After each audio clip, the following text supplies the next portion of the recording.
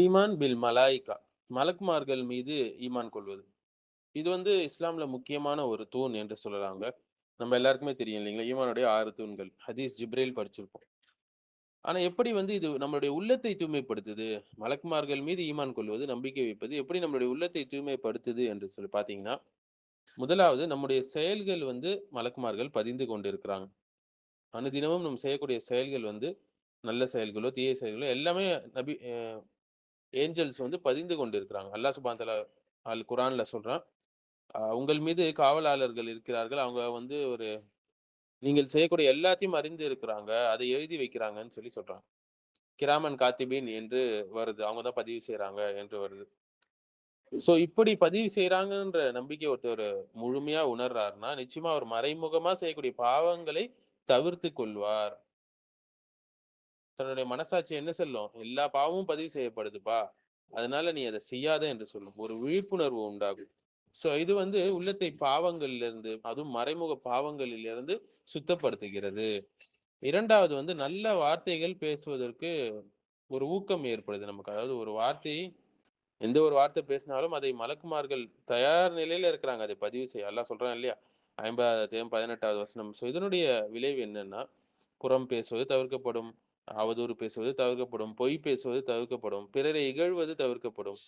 ஒருத்தர் எப்பவுமே திக்ர் செய்வாரு. இல்ல நல்ல பேச்சுகள் பேசுவார். நல்ல வார்த்தைகள் பேசுவது, நல்ல அமல்கள் செய்வது உள்ளத்தை சுத்தப்படுத்தக்கூடிய ஒரு முக்கிய விஷயம் என்று சொல்லலாங்க. ஏன்னா, இப்ப மலக்குகள் பதிவு செய்றாங்கன்னும்போது, அவர் என்ன செய்வாரு? நெறைய நல்ல அமல்கள்ல ஈடுபடுவார். தர்மங்கள் நெறைய செய்வாரு. தொழுகையில் நல்ல கவனம் செலுத்துவாரு. பிறருக்கு உதவுவாரு. இது எல்லாமே அவருடைய உள்ளத்தை சுத்தப்படுத்தக்கூடிய அதாவது நல்ல அமல்கள் எப்போதுமே உள்ளத்தை சுத்தப்படுத்தக்கூடிய ஒரு முக்கிய கருவி. நல்ல அமல்கள் அவர் செய்றாரு, நல்ல வார்த்தைகள் பேசுறாரு இது போலன்னா, நல்ல அமல்கள் என்ன செய்யும்? உள்ளத்துல இருக்கக்கூடிய அந்த பாவத்துடைய கரையை நீக்கிவிடும். உள்ளத்தில் ஒரு ஒளியை உண்டாக்கும். உள்ளத்தை சுத்தப்படுத்தும் இல்லைங்களா? மேலும் திக்ருடைய மஜ்லிஸ்கள், கல்வி கற்கக்கூடிய சபைகள்ல என்ன செய்வாங்க? மலக்குமார்கள் அதை சூழ்ந்து கொள்வார்கள் என்று சஹீஹ் முஸ்லிம்ல ஹதீஸ் வருது. அப்போ இதை ஒருத்தர் நம்பும்போது உறுதியாக என்ன செய்வாரு? அல் குர்ஆனை கற்பதற்கு ரொம்ப மார்க்க சொற்பொழிவுகள், பயான்கள் நிகழ்ச்சிகள கலந்து கொள்வதற்கு அவர் ரொம்ப ஆசைப்படுவார். அவருக்கு மார்க்க கல்வி அதிகரிக்கும்போது, அவருக்கு அந்த ஜஹாலத், அந்த அறியாமை என்பது உள்ளத்திலிருந்து நீங்கும். ஏன்னா அறியாமையிலிருந்து நம்ம சுத்தப்படுத்த வேண்டும். அறியாமை என்பது ஒரு நோய். அடுத்தது திக்ருடைய மஜ்லிஸ்ல இருக்காரு. திக்ருகள் செய்யும்போது என்ன ஆகும்னா, உள்ளத்துல இருக்கக்கூடிய அந்த கஃப்லா, பொடுபோக்குத்தன்மை நீங்கும். பொடுபோக்குத்தன்மை நீங்கி அனுதினம் அவர் அல்லாஹ்வுடைய திக்ர்ல இருப்பாரு. மேலும் மனிதர்களை பாதிக்கக்கூடிய விஷயங்கள் மலக்குமார்களையும் பாதிக்கின்றன நபி ஸல்லல்லாஹு அலைஹி வஸல்லம் சொல்லியிருக்காங்க. சஹீஹ் முஸ்லிம்ல வரக்கூடிய ஹதீஸ்.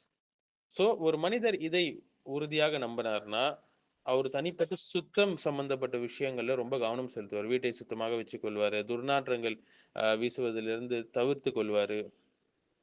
உடல், அவர் சுத்தி இருக்கக்கூடிய சுற்றுச்சூழல் எல்லாத்தையும் சுத்தமாக வைத்துக்கொள்ள அவர் என்ன செய்வாரு? முயற்சி செய்வாரு. சுத்தம் மன அழுத்தத்தை குறைக்கும். மேலும் மனதிற்கு ஒரு நிம்மதியை தரும், சந்தோஷத்தை தரும். இது எல்லாமே உள்ளத்தை சுத்தப்படுத்துவதற்கான முக்கிய வழிகள் என்று சொல்லலாங்க. நிச்சயமாக சுத்தமானவர்களே சுத்தம் செய்பவர்களே அல்லாஹ் விரும்பக்கூடியவனாக இருக்கான்.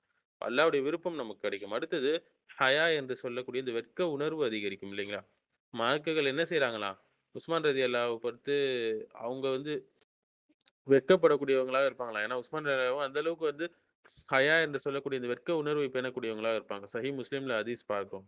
இப்போ உள்ளத்துல நாணம், ஒழுக்கம், இந்த வெட்க உணர்வு ஆ என்று குணநலன்களை சுத்தப்படுத்தக்கூடிய ஒரு முக்கிய கருவியாக இருக்குது இந்த ஹயா என்பது.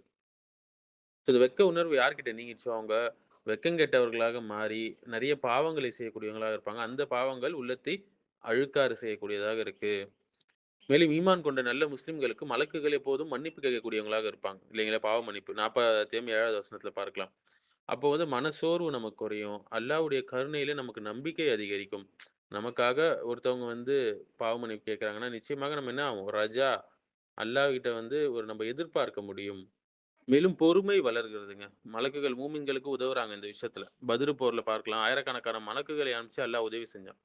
அல்லாஹ்வின் உதவி மீது நமக்கு நம்பிக்கை அதிகரிக்கும். சிரமமான காலங்களில் உள்ளத்தில் பொறுமை என்று சொல்லக்கூடிய அழகான ஒரு அணிகலன் நமக்கு உருவாகும். இந்த பொறுமை என்பது இல்லைன்னா, அவர் என்ன செய்வார்? அவசரக்காரராக மாறிவிடுவார். மேலும் மலக்குகள் அல்லாஹ் படைத்த ஒரு சக்தி வாய்ந்த ஒரு படைப்பு.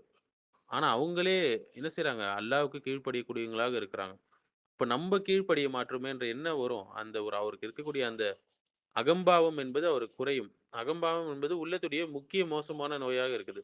அல்லாஹ்வுடைய கட்டளைகளை வந்து அவரு அதிகம் செய்யக்கூடியவராக இருப்பார். இந்த பணிவு என்பது கீழ்ப்படிதல் என்று சொல்லக்கூடிய உள்ளத்தின் அணிகலன்கள் வந்து அவருக்கு உண்டாகும். மாறாக அகம்பாவம், பெருமை அடிப்பது போன்ற உள்ளத்தின் நோய்கள் அவரை விட்டு நீங்கும். மலக்குல் மவுத் எப்ப வேணா வந்து தன்னுடைய உயிரை எடுக்கலாம் என்று அவரு அந்த நம்பிக்கைய அவர் கொண்டு என்ன செய்வாரு, அவருக்கு வந்து துன்யாவின் மீது அதிக ஆசை. ஹுப்பு துன்யா என்ற உள்ளத்துடைய நோய் அவரை விட்டு நீங்கி, ஒரு ஜுஹுதான உலகப் பற்றின்மை உடையக்கூடிய ஒரு நபராக அவர் மாறுவார். இன் டர்ன் இது வந்து என்ன செய்யும்? உள்ளத்தை சுத்தப்படுத்தக்கூடிய ஒரு முக்கிய விஷயமாக இருக்கு. எப்படியெல்லாம் உள்ளத்தை சுத்தப்படுத்துதுன்னு சொல்லி பார்த்தீங்கன்னா, ஒரு சுய கண்காணிப்பு உண்டாகும். ஒரு முராகபா சிந்தனை அவருக்கு உண்டாகும். நல்ல பேச்சு, நல்ல காரியங்கள்ல அவர் ஈடுபடுவார். திக்ருடைய கூட்டங்களை அவர் நேசிப்பார். தன்னை சுத்தப்படுத்திக் கொள்வார். வெட்க உணர்வை வளர்த்துக் கொள்வார். அல்லாஹ்வுடைய கருணையை எதிர்பார்க்கக்கூடிய ஒரு நபராக இருப்பார். இது எல்லாமே மலக்குமார்களை நம்பிக்கை கொள்வது மூலியமா நமக்கு கிடைக்கக்கூடிய உள்ளத்தை தூய்மைப்படுத்துவதற்கான பெஸ்ட்டான ஒரு மெத்தட் சொல்லலாங்க. மேலும் பொறுமை வளரும், பணிவு வளரும் அவருக்கு. பாவத்த பத்தி பயப்படுவார் பாவம் செய்ய. மரண நினைவு அதிகமாக இருக்கும். இது எல்லாமே அவருக்கு என்ன செய்யும்? உள்ளத்தில் இருக்கக்கூடிய நோய்களான அகம்பாவம், பெருமை அடிப்பது, முகஸ்துதிக்காக செயல்களை செய்வது போன்ற இந்த உள்ளத்துடைய எல்லா நோய்களையும் என்ன செய்யும்? அவர் சுத்தப்படுத்தும்.